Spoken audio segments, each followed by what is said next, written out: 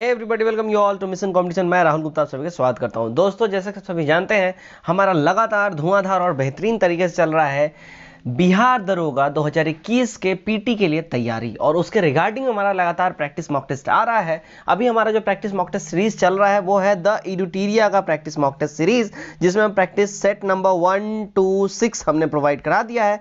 आपने अगर ये छहों का छहों सेट नहीं देखा है, लिंक डिस्क्रिप्शन में दिया गया, आप वहां जाकर डायरेक्टली वीडियो देख सकते हैं, या आप हमारे चैनल प्ले लिस्ट में जाएं, वहां एडुटेरिया एसआई प्रैक्टिस सेट बना दिया गया है। बिल्कुल भी डेडिकेटली ऐसा ही प्लेलिस्ट बना दिया गया है, आप वहां जाकर डायरेक्टली देख सकते हैं। आज का जो वीडियो होगा वो होगा हमारा प्रैक्टिस सेट नंबर 7, और इसका जो कट ऑफ मार्क्स है वो है 68 मार्क्स। उम्मीद करता हूं आप सब इस कट ऑफ को जरूर से जरूर टच करेंगे।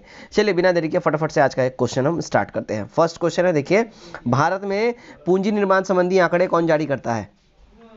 करेक्ट इसका हो जाएगा, देखिए, सीएसओ। ठीक है, सीएसओ पूंजी निर्माण संबंधी आंकड़े जो है ये जारी करता है। और सीएसओ का मुख्यालय कहाँ है? तो ये न्यू दिल्ली में, याद रखें। और सीएसओ की स्थापना कब हुई थी? तो ये हुई थी 1951 में। चलिए क्वेश्चन नंबर 2 देखते हैं। दादा भाई नौरोजी के आकलन के अनुसार वर्ष 1867 से 68 में प्रति व्यक्ति आय कितनी थी? तो इनके हिसाब से जो प्रति व्यक्ति आय थी वो थी 20 रुपया, 1867 से 68 के हिसाब से। ठीक है, तो दादा भाई नौरोजी सर्वप्रथम ऐसे व्यक्ति हैं जिन्होंने प्रति व्यक्ति आय की गणना की थी 1867-68 में। ठीक है, उस समय प्रति व्यक्ति आय 20 रुपये इन्होंने आंकी थी, और दादा भाई नौरोजी को grand old man of India के नाम से भी जाना जाता है। 3 देखते हैं क्या बोला जा रहा है। देखिए 3 में, देखिए आइए, 3 बोल रहा है द्वितीय पंचवर्षीय योजना किस मॉडल पर आधारित थी? तो द्वितीय पंचवर्षीय योजना जो है ना, पीसी महालनोबिस मॉडल पर यह आधारित थी। ये 1956 से 61 में इसको लागू किया गया था, द्वितीय पंचवर्षीय योजना। ठीक है, और इस योजना का मुख्य उद्देश्य क्या था? तो समाजवादी समाज की स्थापना करना था, और इसमें भारी उद्योगों एवं खनिजों को प्राथमिकता दी गई थी। ठीक है, चलिए क्वेश्चन नंबर 4 देखते हैं क्या बोल रहा है। देखिए, बोकारो स्टील प्लांट की स्थापना किस देश के सहयोग से की गई? तो बोकारो स्टील प्लांट की जो स्थापना है ना, वो भूतपूर्व सोवियत संघ, यानी अभी करंट के हिसाब से बोल लिए तो रशिया, ठीक है, इसके हेल्प से करा गया था। ठीक है, कब ये किया गया था? तो ये 1964 में एक अन्य आकृतिकृत स्टील विदेशी सहयोग के साथ इसको स्थापित किया गया था। ठीक है, चलिए नेक्स्ट की ओर हम बढ़ेंगे। क्वेश्चन नंबर 5 क्या बोल रहा है, देखिए, किसने कहा था कि अर्थशास्त्र वास्तविक विज्ञान है? तो ये जो कहा था ना, ये कहा था रॉबिन्स ने, याद रखें। ठीक है, प्रसिद्ध अर्थशास्त्री रॉबिन्स के अनुसार अर्थशास्त्र वास्तविक विज्ञान है, और अर्थशास्त्र के पिता के रूप में एडम स्मिथ को जाना जाता है। ठीक है, याद रखें, एडम स्मिथ को फादर ऑफ इकोनॉमिक्स के नाम से जाना जाता है। ठीक है, चलिए 6 देखते हैं क्या बोल रहा है। भारत में निम्न में से कौन सा क्षेत्र तप्त जैव विविधता स्थल है? तो भारत में जो तप्त जैव विविधता स्थल जो है वो है, देखिए, पश्चिमी घाटी। ठीक है, भारत में पश्चिमी घाटी, पूर्वी हिमालय तथा नीलगिरी का क्षेत्र जो है सर्वाधिक जैव विविधता वाला क्षेत्र है। और वर्ष 2020 में इसका थीम क्या था? Our solution are in nature. ठीक है, 7 देखते हैं। विश्व जैव विविधता दिवस कब मनाया जाता है? तो विश्व जैव विविधता दिवस जो है ये हर साल 22 मई को मनाया जाता है। ऑप्शन नंबर सी हमारा यहाँ पे सही हो जाएगा। ठीक, चलिए 8 देखते हैं। निम्नलिखित में से कौन एक कृत्रिम परितंत्र है? तो कृत्रिम परितंत्र जो है वो बगीचा हो गया। ठीक है, देखिए, वन, तालाब, झील, घास का मैदान, सागर, ये सब जो है ना प्राकृतिक परितंत्र है। ठीक है, और जबकि बगीचा, खेत आदि जो है ये कृत्रिम परितंत्र के अंतर्गत आते हैं। चलिए 9 देखेंगे अब हम। 9 में क्या बोल रहा है, देखिए, निम्न में कौन न्यूनतम पर्यावरणीय प्रदूषण का उदाहरण है? कौन है न्यूनतम? तो वो है हाइड्रोजन। हाइड्रोजन न्यूनतम पर्यावरण का उदाहरण है। 10 देखा जाए तो 10 में क्या बोल रहा है? भारत सरकार द्वारा भूमि क्षरण तटस्थ प्राप्त करने का लक्ष्य रखा गया कब तक? तो ये जो रखा गया, देखिए, 2030 तक इसका लक्ष्य रखा गया है। 11 देखते हैं। भारत की जनगणना 2011 के अनुसार भारत के निम्नलिखित राज्यों में से कौन सा एक राज्य न्यूनतम आबादी वाला राज्य है? सबसे कम आबादी वाला, तो ये जो है ना, देखिए, पश्चिम बंगाल है। ऑप्शन नंबर डी हमारा यहाँ पे एब्सोल्यूट सही हो जाएगा। देखिए, जनगणना 2011 के अनुसार राज्यों की जनसंख्या जो है वो, देखिए, महाराष्ट्र सबसे पहले आता है, फिर सेकंड पोजीशन पे आता है बिहार, थर्ड में पश्चिम बंगाल, और उसके बाद पंजाब। ठीक है, तो यहाँ जो है इन सब में की बात की गई है, यहाँ जो हमारे ऑप्शंस हैं इनकी बात करी जा रही है, ठीक है। अब ये मत बोल देना उत्तर प्रदेश को मैंने गायब कर दिया, उत्तर प्रदेश का नाम नहीं लिया। तो हमारे पास जो ऑप्शंस अवेलेबल हैं मैंने उन ऑप्शंस के हिसाब से यहाँ पे ऑर्डर बताया है। इन सारे ऑप्शंस में सबसे ज़्यादा महाराष्ट्र का जनसंख्या है, और महाराष्ट्र के बाद फिर बिहार आ जाएगा, बिहार के बाद फिर पश्चिम बंगाल, एंड देन फिर पंजाब का नंबर आता है, ठीक है। तो हमारा जो है करेक्ट हो जाएगा वो पंजाब हो जाएगा, ठीक है। भारत की जनगणना के अनुसार भारत के निम्नलिखित राज्यों, यहाँ जितने भी ऑप्शन दिए गए हैं इन राज्यों में से कौन सा एक राज्य सबसे कम आबादी वाला है, ठीक है। तो पंजाब हो जाएगा। 12 देखते हैं। 12 देखिए क्या बोल रहा है। 12 बोल रहा है निम्नलिखित में से कौन सा भारतीय राज्य 2 अथवा अधिक देशों के साथ अंतर्राष्ट्रीय सीमा को साझा नहीं करता है। तो वो कौन नहीं करता है, वो त्रिपुरा नहीं करता है, ठीक है। त्रिपुरा 3 ओर से बांग्लादेश से घिरा हुआ है और केवल उत्तर पूर्व में या असम और मिजोरम से जुड़ा हुआ है, ठीक है। 13 देखते हैं। गॉडविन ऑस्टिन या K2 जो भारत की सबसे ऊंची चोटी है किस हिमालय क्षेत्र के अंतर्गत आता है। तो ये जो है ना देखिए ट्रांस हिमालय क्षेत्र के अंतर्गत ये आता है, गॉडविन ऑस्टिन या K2 आप इसको बोल लें, ठीक है। अब देखते हैं 14। देखिए 14 में क्या बोल रहा है, कृष्ण राज सागर बांध या जलाशय किस नदी पर ये बनाया गया है। तो ये जो बनाया गया है देखिए कावेरी नदी पर इसको बनाया गया है, ठीक है। और इसकी ऊंचाई लगभग 130 फीट है, ठीक है। नागार्जुन सागर बांध तेलंगाना में कृष्णा नदी पर स्थित है, ये भी याद रखें। कृष्णा नदी पर अगर पूछा जाए तो नागार्जुन बांध, राइट। 15 देखते हैं। भारत में मानसून की अवधि औसतन कितने समय के लिए विस्तारित होती है। तो ये जो अवधि है ये होती है 100 से 120 दिनों तक के लिए, ठीक है। नेक्स्ट देखते हैं हम क्वेश्चन नंबर 16 क्या बोल रहा है। देखिए 16 में बोल रहा है निम्नलिखित में से कौन सी प्रशांत महासागर की धारा नहीं है। तो जो प्रशांत महासागर की धारा नहीं है वो अगुलहास धारा जो है प्रशांत महासागर की धारा यहाँ पे ये नहीं है, ठीक है। चलिए 17 देख लेते हैं हम। 17 में क्या बोल रहा है निम्नलिखित में से कौन सा एक शीत स्थानीय पवन यानी कोल्ड लोकल विंड है। तो ये जो है ना देखिए मिस्ट्रल है, ठीक है। मिस्ट्रल जो है एक शीत स्थानीय पवन कोल्ड लोकल विंड है। मिस्ट्रल स्पेन एवं फ्रांस में चलने वाली स्थानीय शीतल पवन है, याद रखें। हरमट्टान की अगर हम बात करें, यहाँ जो ऑप्शन सी में है हरमट्टान, इसकी अगर हम बात करें तो ये जो है सहारा मरुस्थल से दक्षिण पश्चिम में चलने वाली एक गर्म तथा शुष्क पवन है। इसे गिनी तट पर डॉक्टर वायु एवं फारसी के खाड़ी के उत्तर पूर्व में शामल कहा जाता है, याद रखें। फॉन की अगर हम बात करें ऑप्शन नंबर बी में जो शामिल है ये फॉन, तो फॉन जो है ये आल्प्स पर्वत के उत्तरी ढलान से उत्तरी गर्म हवा एवं शुष्क हवा ये के रूप में ये बहता है और इसका सर्वाधिक प्रभाव स्विट्जरलैंड में होता है। और चिनूक की अगर हम बात करें ऑप्शन नंबर ए में जो दिया गया है ये शुष्क गर्म पवन है जो संयुक्त राज्य अमेरिका में रॉकी पर्वत के ढलानों की ओर से कनाडा में चलती है, ठीक है। 18 देखते हैं। निम्न में से कौन सी सही सुमेलित नहीं है। निम्न में से कौन सी, तो ये सही सुमेलित नहीं है। देखिए डेन्यूब जो है कैस्पियन सागर यहाँ कहा गया है, डेन्यूब नदी का उद्गम ब्लैक फॉरेस्ट यानी जर्मनी से होता है, कैस्पियन सागर से नहीं होता है। डेन्यूब नदी गिरने का स्थान अगर बोला जाए तो वो होगा ब्लैक सी, ठीक है, याद रखें ब्लैक सी उसका गिरने का स्थान होगा। चलिए नेक्स्ट की ओर बढ़ते हैं। क्वेश्चन नंबर 19 निम्नलिखित में से कौन सा सही सुमेलित नहीं है। इनमें से जो सही सुमेलित नहीं है वो है देखिए हमारा ऑप्शन नंबर सी हो जाएगा इक्वाडोर बोगोटा, ये गलत है, इक्वाडोर क्योटो होगा, ठीक है, याद रखें क्वेटो ये इक्वाडोर का होगा क्वेटो, ठीक है, और कोलंबिया का बगोटा होगा, ठीक है। बगोटा की बात करें तो वो कोलंबिया का होगा। 20 देखते हैं। संकोच नदी किन दो राज्यों के बीच सीमा बनाती है। संकोच नदी की बात हो रही है तो ये जो बनाती है असम और अरुणाचल प्रदेश के बीच ये सीमा बनाती है, ठीक है, याद रखें। चलिए 21 देखते हैं क्या बोला जा रहा है। देखिए डाफला और सिहपो जनजाति किस प्रदेश में पाई जाती है। डाफा और सिहपो जनजाति किस प्रदेश में ये पाई जाती है। तो ये जो पाई जाती है देखिए अरुणाचल प्रदेश में ये जनजाति पाई जाती है, राइट। चलिए नेक्स्ट की ओर बढ़ते हैं। 22 कैथोड किरणों में होता है, क्या होता है भाई कैथोड किरणों में, तो कैथोड किरणों में द्रव्यमान और आवेश दोनों के दोनों ही होते हैं। 23 देखते हैं क्या बोल रहा है। देखिए कार्बन के 6.023 गुने 10⁻22 परमाणुओं का भार कितना होता है। तो ये जो भार होता है देखिए ये होता है 1.2 ग्राम, याद रखें, ठीक है। 24 देखते हैं क्या बोला जा रहा है। 24 में देखिए तीव्र सीसा विषाक्तन में होने वाली बीमारी को क्या कहा जाता है। तो ये जो कहा जाता है देखिए ये कहा जाता है प्लम्बिज्म, याद रखें ऑप्शन नंबर ए हमारा यहाँ सही हो जाएगा, ठीक है। 25 देखते हैं। 25 में क्या बोला है निम्नलिखित में से कौन से मैग्नेटाइट का सूत्र है। तो मैग्नेटाइट का सूत्र क्या है Fe3O4, याद रखें, ठीक है। चलिए 26 देखते हैं। 26 में क्या बोल रहा है, समुद्री जल कण का शोधन करने के लिए सामान्य रूप से प्रयोग की जाने वाली भौतिक प्रणाली कौन सी है। तो ये जो है आसवन जो है ये सामान्य रूप से भौतिक प्रणाली है, याद रखें, डिस्टिलेशन। ठीक है।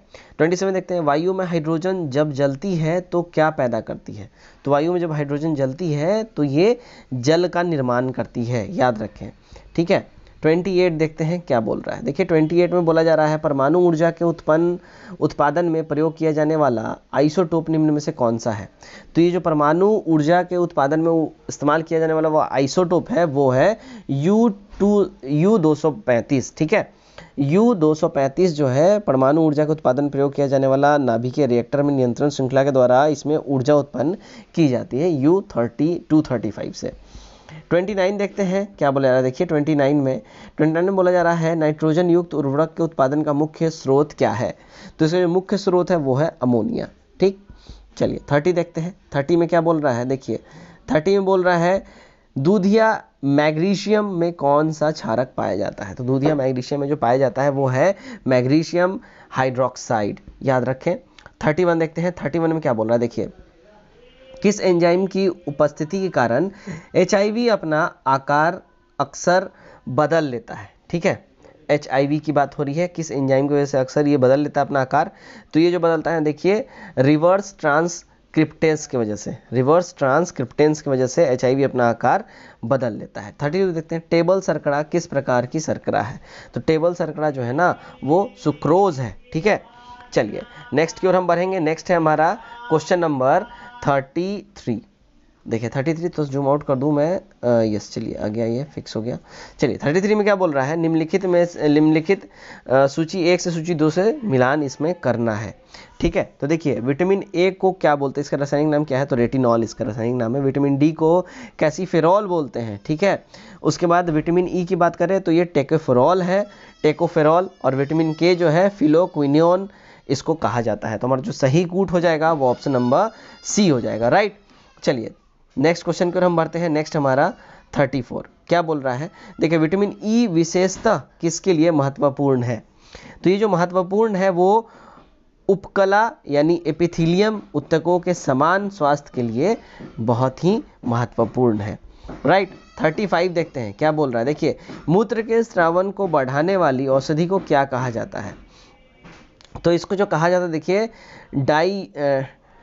डाईयूरेटिक कहा जाता है। ठीक है, मूत्र के स्रावन को बढ़ाने वाली औषधि को डाईयूरेटिक कहा जाता है। 36 देखते हैं, अस्थियों से मांसपेशियों को जोड़ने वाला संयोजी ऊतक क्या कहलाता है। तो ये जो कहलाता है ये कंडारा कहलाता है। क्या कहलाता है, कंडारा, याद रखें। 37 देखते हैं क्या बोल रहा है, मानव मस्तिष्क में कितनी निलय होती हैं। तो मानव मस्तिष्क में जो है ना 4 निलय होती हैं।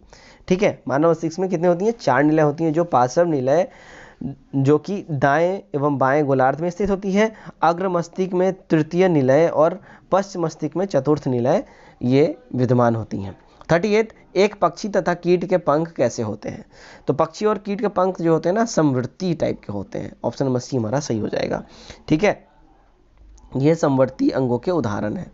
परागकण क्या होता है, परागकण क्या होता है यहाँ पे ये बताना है। तो परागकण जो है ना पराग कोषों से वर्तिकाग्र की ओर पराग कणों का स्थानांतरण यही परागकण होता है। ऑप्शन नंबर बी हमारा यहाँ सही हो जाएगा। 40 देखेंगे अब हम क्या बोला जा रहा है। देखिए 40 में बोला जा रहा है, देखिए पौधों में प्रकाशानुवर्ती संचलन किसके द्वारा नियंत्रित किया जाता है। तो ये जो नियंत्रित किया जाता है ये ऑक्सीन के द्वारा नियंत्रित किया जाता है। 41 समान चुंबकीय क्षेत्र किससे दर्शाया जाता है। तो ये जो दर्शाया जाता है ये दर्शाया जाता है समांतर रेखाओं से। ठीक है, चलिए 42 देखते हैं क्या बोल रहा है, बहुल मापी का प्रयोग किसके मापन में किया जाता है। तो बहुल मापी का जो प्रयोग किया जाता है वो किया जाता है धारा में, वोल्टता में और प्रतिरोध में। इनमें से सारे के सारे हमारे ऑप्शन हो जाएंगे। Option number D. निम्नलिखित में से कौन एक सदिश मात्रक नहीं है। तो जो सदिश मात्रक नहीं है वो कौन है, वो समय इसमें से सदिश मात्रक नहीं है। ठीक है, 44 देखते हैं क्या बोला है, निम्नलिखित में से किस भौतिक मात्रा के युग्म की समान विमाएं हैं। तो ये समान विमाएँ हैं कार्य एवं ऊर्जा की समान विमाएँ, याद रखें कार्य तथा ऊर्जा की विमाएँ जो होती हैं वो समान होती हैं, ठीक है। 45 देखते हैं, एक पौधे पर पुष्पन होने के लिए उत्तरदायी हार्मोन है कौन सा? तो वो जो हार्मोन है वो है फ्लोरोजीन, ठीक है, फ्लोरीजेन जो है, फ्लोरीजेन एक पौधे पर पुष्पन होने के लिए उत्तरदायी हार्मोन है, वो है फ्लोरीजेन। चलिए 46 देखते हैं क्या बोल रहा है, वास्तविक गैस निम्न में से किस स्थिति में एक आदर्श गैस के रूप में क्रिया कर सकती है? तो ये जो करती है क्रिया वो निम्न दाब और उच्च तापमान की स्थिति में ये एक आदर्श गैस के रूप में ये क्रिया करेगी।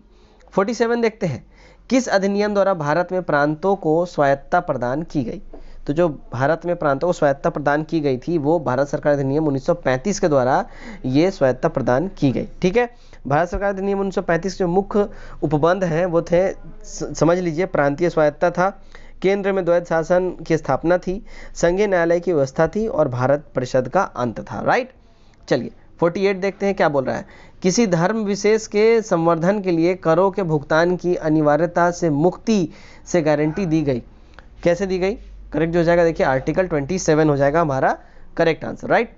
क्वेश्चन हमारा क्वेश्चन नंबर 49, निम्न में से कौन भारत के राष्ट्रपति के विवेकाधिकार के अंतर्गत आता है? तो जो राष्ट्रपति के विवेकाधिकार के अंतर्गत जो आता है वो प्रधानमंत्री की नियुक्ति आता है, ध्यान रखें, ठीक है। औपचारिक रूप से राष्ट्रपति जो है प्रधानमंत्री की नियुक्ति करता है, याद रखें इस चीज को, ठीक है। और सामान्यतः अपनी संसदीय व्यवस्था में लोकसभा के बहुमत दल के नेता को ही प्रधानमंत्री के रूप में नियुक्त किया जाता है, इसलिए उसे नियुक्ति की में राष्ट्रपति के विवेकाधिकार का कोई भी प्रश्न ही नहीं है। लेकिन वैसी परिस्थिति में जिसमें चुनाव के बाद किसी भी नेता को बहुमत प्राप्त नहीं होता है, तब यह राष्ट्रपति के निर्णय के ऊपर डिपेंडेंट होता है कि वो किसे प्रधानमंत्री नियुक्त करें। बात समझ जाए पहले तरीके से, आसान शब्दों में, कि अगर एज एग्जाम्पल अभी 2019 का हमारा इलेक्शन हुआ था, बीजेपी को पूर्ण बहुमत मिला हो, बीजेपी के नेता कौन? नरेंद्र मोदी, ठीक है, नरेंद्र मोदी बीजेपी के नेता, तो यहाँ पे कोई शक व शुबा था ही नहीं। बीजेपी मतलब जो बहुमत दल के नेता हैं उनको राष्ट्रपति ने, रामनाथ कोविंद ने, ठीक है, प्रधानमंत्री के लिए इनकी नियुक्ति की, ठीक है। लेकिन वैसे परिस्थिति में जब कांग्रेस को भी पूर्ण बहुमत नहीं प्राप्त है, बीजेपी को भी नहीं प्राप्त है, आम आदमी पार्टी को भी नहीं प्राप्त है और भी बहुतों को प्राप्त नहीं है, वैसे स्थिति में जब किसी भी दल को पूर्ण बहुमत प्राप्त नहीं है, तब ये राष्ट्रपति के विवेकाधिकार के ऊपर डिपेंड करता है कि वो किसको प्रधानमंत्री के लिए ऑफर दे, नियुक्त करे, राइट। चलिए 50 देखते हैं, 50 में क्या बोला जा रहा है, देखिए, निम्नलिखित में कौन से भारतीय संसद के संगठक हैं? तो भारतीय संसद के जो संगठक हैं, देखिए, राष्ट्रपति हैं, लोकसभा है और राज्यसभा है, सी हमारा करेक्ट हो जाएगा। 51 देखते हैं क्या बोल रहा है, भारतीय संविधान के अंतर्गत अवशिष्ट अवधारणाओं अधिकारों का अर्थ है, भारतीय संविधान के अंतर्गत अवशिष्ट अधिकारों का क्या मतलब है, क्या अर्थ है? तो इसका जो अवशिष्ट अधिकारों का मतलब है अधिकार जिनको केंद्रीय सूची, राज्य सूची, समवर्ती सूची में स्पष्ट सर्वप्रथम रूप में सम्मिलित नहीं किया गया है, ठीक है, डी हमारा करेक्ट हो जाएगा।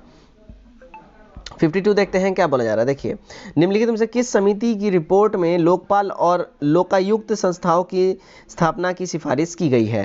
तो ये जो की गया है, देखिए, ये प्रथम प्रशासनिक सुधार समिति द्वारा ये की गई है। लोकपाल एवं लोकायुक्त की नियुक्ति की जो सिफारिश है वो प्रथम प्रशासनिक सुधार समिति द्वारा ये की गई थी। प्रथम प्रशासनिक सुधार समिति जो है, ये आयोग जो है, इसके मोरारजी देसाई अध्यक्ष थे और 1966 में इसका गठन किया गया था। बाद में मोरारजी देसाई को केंद्रीय मंत्रिपरिषद में शामिल हो जाने की वजह से हनुमंतैया को इसका अध्यक्ष नियुक्त कर लिया गया था, ठीक है। और लोक प्रशासकों के विरुद्ध जनता के अभियोगों के निवारण हेतु यहाँ पे काम होता है। 53 देखते हैं क्या बोला जा रहा है, नगर प्रशासन का कौन सा प्रकार छोटे शहरी क्षेत्रों का नियंत्रण करती है? तो वो जो करती है, देखिए, नगर पालिका परिषद करती है, ठीक है। चलिए, राज्य के अधीन क्या है? तो राज्य के जो अधीन है वो है आंतरिक एवं बाह्य दोनों संप्रभुता, राज्य के अधीन ये आता है, ठीक है। 55 हम देखेंगे, भारत के सुप्रीम कोर्ट को किस क्षेत्र के तहत केंद्र और राज्यों के बीच विवादों का निर्णय लेने का अधिकार है?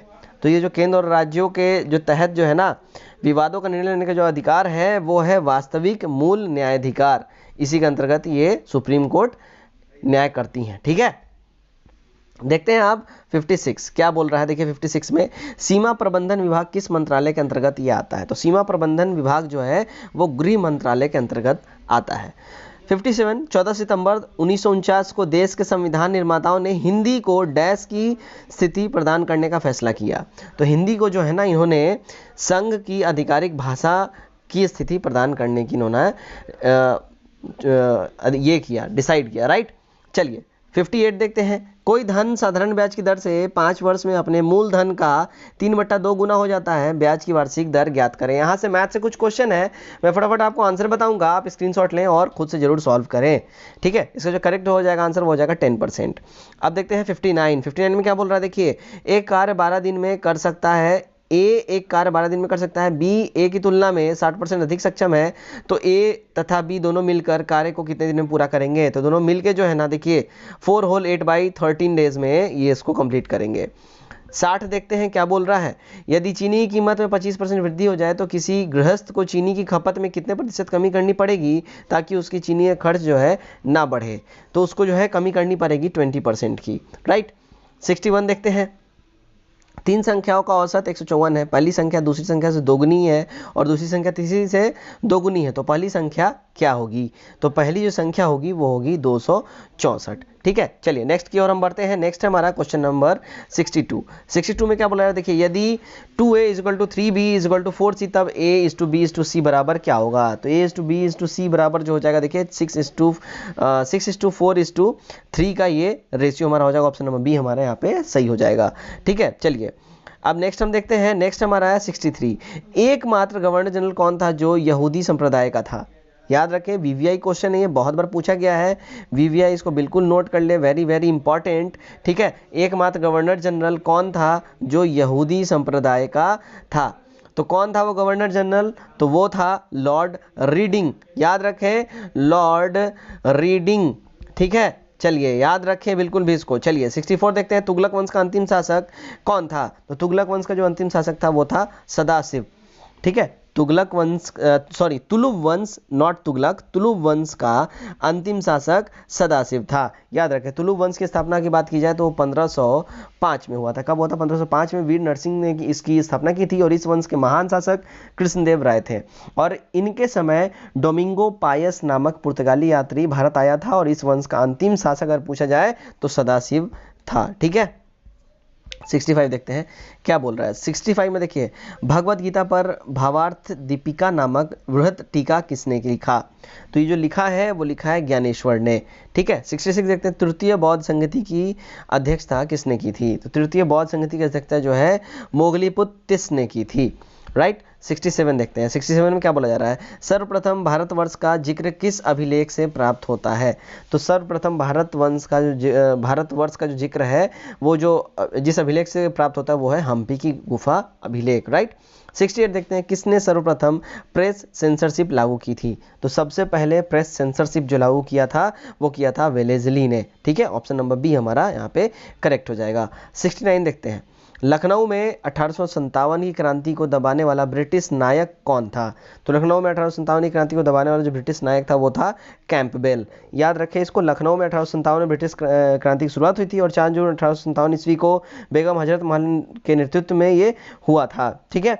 और इस विद्रोह को दबाने वाला अंग्रेजी नायक कैंपबेल था। लखनऊ में 1857 की क्रांति की बात हो रही है, ठीक है। लखनऊ 1857, ठीक है। सिपाही विद्रोह 1857 की बात नहीं हो रही है, ध्यान रखें इसको। 70 देखते हैं। कैबिनेट मिशन किस तिथि को दिल्ली पहुंचा था।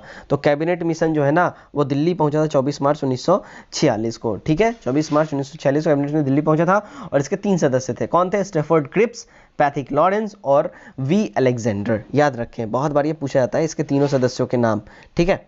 निम्नलिखित को सुमेलित करें, ठीक है। देखिए जो यहाँ पे जो सही सुमेलित बनेगा, देखिए वेद समाज इसकी स्थापना कब हुई थी। तो इसकी जो स्थापना हुई थी 1867 में हुई थी, ठीक है। आर्य समाज की स्थापना 1875 में इसकी स्थापना हुई थी, ठीक है। नौजवान सभा इसकी स्थापना जो हुई थी 1926 में इसकी हुई थी और विश्व भारती 1912 में। सही कूट हमारा बन जाएगा ऑप्शन नंबर बी, राइट।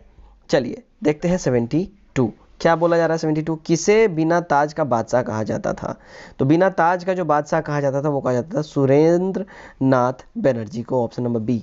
खासी विद्रोह का संबंध किस राज्य से है। तो खासी विद्रोह का जो संबंध है ना वो असम से है। याद रखें खासी विद्रोह का संबंध असम से है, राइट। चलिए 74 हम देखेंगे। 74 में क्या बोला जा रहा है। 74 में बोला जा रहा है लॉर्ड कर्जन ने बंगाल विभाजन की घोषणा कब की थी। तो लॉर्ड कर्जन ने बंगाल विभाजन की घोषणा जो की थी वो 20 जुलाई 1905 को की थी। याद रखें, बंगाल विभाजन की घोषणा 20 जुलाई 1905 को लॉर्ड कर्जन के द्वारा की गई थी, जो कि 16 अक्टूबर 1905 को प्रभावी हो गई थी। ठीक है, 16 अक्टूबर 1905 को ये प्रभावी हो गई थी। 75 देखते हैं, किस मुगल शासक को घृणित कायर कहा गया है। तो जो घृणित कायर के नाम जिसको दिया गया है वो है फर्रुखसियर। ठीक है, तो वो ऐसा मुगल शासक जिसको घृणित कायर कहा गया है वो है फर्रुखसियर। ठीक है, चलिए 76 देखते हैं अब हम। 76 में क्या बोल रहा है, देखिए जम्मू एवं कश्मीर के नए उपराज्यपाल प्रशासक कौन बने हैं। तो जम्मू और कश्मीर के नए उपराज्यपाल या प्रशासक की बात की जाए तो मनोज सिन्हा बने। ऑप्शन नंबर सी हमारा सही हो जाएगा। इन्होंने जीसी मुर्मू की स्थान ने लिया है। ठीक है, गिरीश चंद्र मुर्मू का इन्होंने स्थान लिया है। जम्मू एवं कश्मीर की ग्रीष्मकालीन राजधानी की बात की जाए तो श्रीनगर है। ठीक है, याद रखें इसको बिल्कुल भी। चलिए नेक्स्ट की ओर हम बढ़ेंगे। नेक्स्ट है वैश्विक शांति सूचकांक 2020 में कौन सा देश प्रथम स्थान पर है। तो वैश्विक शांति सूचकांक 2020 में कौन सा देश प्रथम स्थान पर है, तो वो जो देश है वो है आइसलैंड।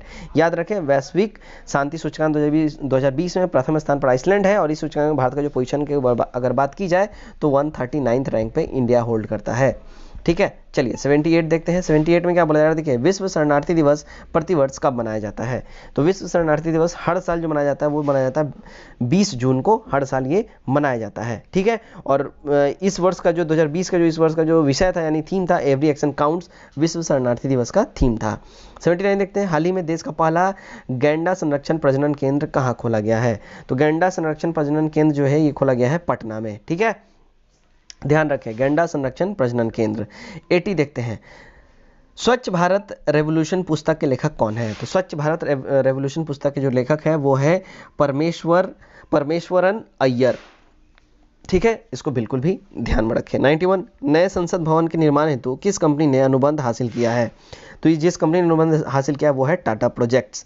याद रखें, ठीक है, नए संसद भवन के निर्माण हेतु टाटा प्रोजेक्ट्स ने अनुबंध हासिल किया यानी कॉन्ट्रैक्ट लिया है, इसको ये प्राप्त हुआ है, और 10 दिसंबर को प्रधानमंत्री नरेंद्र मोदी ने इसकी आधारशिला रखी थी। नए संसद भवन को 2022 तक पूर्ण कर लेने का, नया बनाए खड़ा कर देने का लक्ष्य रखा गया है। ठीक है, चलिए 82 देखते हैं। 82 में क्या बोला जा रहा है, देखिए 82 में बोला जा रहा है गायों के संवर्धन एवं संरक्षण हेतु किस राज्य ने गौ कैबिनेट गठित किया है। तो जिस राज्य ने गौ कैबिनेट गठित किया है वो है मध्य प्रदेश। ठीक है, हाल ही में विश्व का सबसे गर्म एवं बड़ा ज्वालामुखी किसे घोषित किया गया है। विश्व का सबसे गर्म और बड़ा ज्वालामुखी, तो ये जो घोषित किया गया है ये किया गया है पहोनु को। ठीक है, पहोनु ज्वालामुखी हवाई द्वीप में है, जिसको विश्व का सबसे बड़ा एवं गर्म ज्वालामुखी हाल ही में घोषित कर दिया गया है। इससे पहले विश्व का सबसे बड़ा ज्वालामुखी मना लोआ था। ठीक है, याद रखें।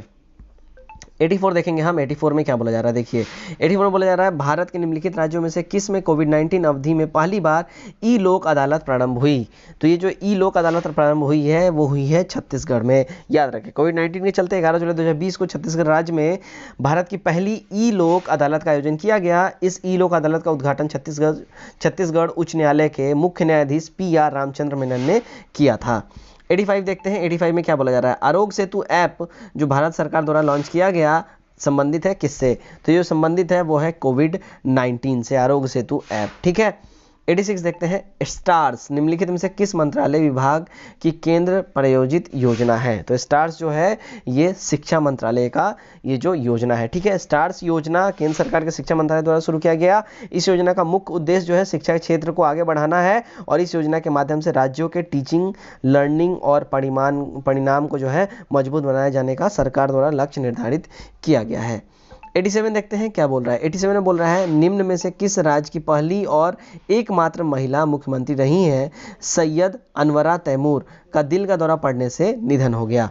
किस राज्य की ये मुख्यमंत्री रही हैं। तो ये जो रही हैं ये रही हैं असम की। याद रखें, एकमात्र असम की पहली और एकमात्र महिला मुख्यमंत्री रही सैयद अनवरा तैमूर। ऑस्ट्रेलिया में इनका निधन हो गया। वह असम राज्य की एकमात्र मुस्लिम मुख्यमंत्री भी थी, और वह 6 दिसंबर 1980 से लेकर 30 जून 1981 तक राज्य की मुख्यमंत्री बनी रही थी। 88 देखते हैं। हाल ही में सिम्बेक्स 20 संयुक्त नौसेना अभ्यास किन देशों के बीच संपन्न हुआ। तो ये जो संपन्न हुआ ये भारत और सिंगापुर के बीच में इसका समापन हुआ। ठीक है, याद रखें। 89 देखते हैं, किसान सूर्योदय योजना निम्न में से किस राज्य में प्रारंभ की गई। तो किसान सूर्योदय योजना जो है ये गुजरात में प्रारंभ किया गया। ठीक है, चलिए देखते हैं 90 में क्या बोल रहा है। देखिए, किसे ग्लोबल ह्यूमैनिटेरियन अवार्ड 2020 से सम्मानित किया गया। तो ये जो ग्लोबल ह्यूमैनिटेरियन अवार्ड से सम्मानित किया गया है वो सचिन अवस्थी को सम्मानित किया गया। सचिन अवस्थी को लंदन में आयोजित वेबिनार के माध्यम से ग्लोबल ह्यूमैनिटेरियन अवार्ड 2020 में शीर्ष प्रचारक पुरस्कार से सम्मानित किया गया है। ठीक है, चलिए 91 देखते हैं। 91 में गरीबी रेखा के नीचे रहने वाले लोगों का फ्री इंटरनेट देने वाला भारत का पहला राज्य कौन बना। तो जो पहला राज्य बना है वो बना है केरल। याद रखें, ऑप्शन नंबर डी हमारा यहाँ पे बिल्कुल ही सही हो जाएगा।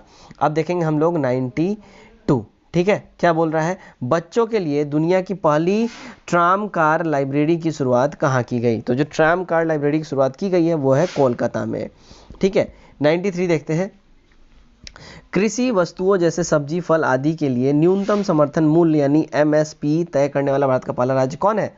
तो ये जो है केरल गवर्नमेंट है। ठीक है, केरल गवर्नमेंट ऐसा पहला राज्य बन गया जो कृषि वस्तुएं जैसे सब्जी फल आदि के लिए न्यूनतम समर्थन मूल्य का निर्धारण करेंगी। 94 देखते हैं। 2014 से 18 के बीच बाघों की आबादी कितने प्रतिशत की वृद्धि दर्ज की गई है। तो इनमें जो वृद्धि दर्ज की गई है वो है 33% की।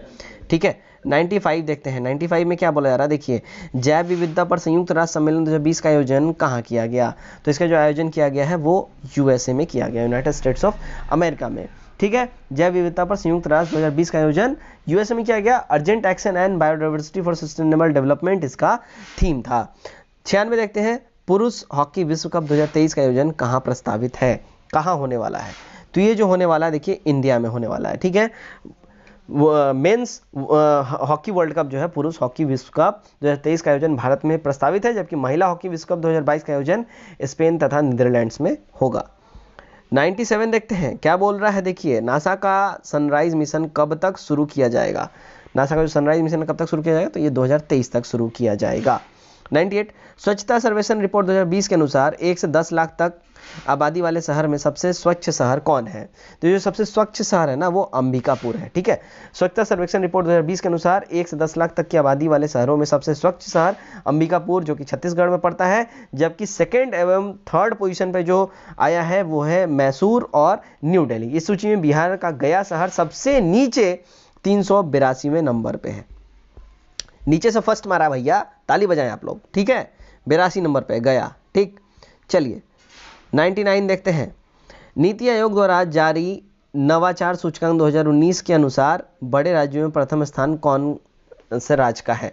तो ये जो राज्य है वो है कर्नाटका। याद रखें, ऑप्शन नंबर सी हमारा बिल्कुल सही हो जाएगा। देखिए, फर्स्ट पोजीशन इसमें अगर पूछा जाए नीति आयोग द्वारा नवाचार सूचकांक के अनुसार बड़े राज्यों में प्रथम स्थान पे जो है वो कर्नाटका है। सेकंड की बात करें तो तमिलनाडु, थर्ड में अंतिम में जो बात करें तो वो झारखंड है, और अंतिम से दूसरा का बात करें थोड़ा सा मतलब बेहतर है, झारखंड से बेहतर है भाई, बिहार है। ठीक है, चलिए 100 देखते हैं। आज का हमारा आखिरी क्वेश्चन, आर्थिक सर्वेक्षण 2019-20 के अनुसार सेवा क्षेत्र में प्रतिशत वृद्धि कितनी हुई है। तो ये जो प्रतिशत वृद्धि हुई है वो हुई है 6.9%। याद रखें। ठीक है, चलिए, तो ये था दोस्तों आज का हमारा सेट नंबर 7। उम्मीद करता हूँ ये सेट आप लोगों को काफ़ी पसंद आया होगा। ये वीडियो कैसा लगा कमेंट करके जरूर बताएं, और अगर ज़्यादा बहुत अच्छा लगे तो वीडियो को शेयर करना बिल्कुल भी ना भूलें। और इस जो वीडियो का कट ऑफ रखा गया था 68 मार्क्स, उम्मीद करता हूँ आपने इस कट ऑफ को जरूर टच करा होगा। तो आज के वीडियो में बस इतना ही, कल दोबारा मिलता है एक और नया वीडियो के साथ। Till then take care, bye bye and God bless you all.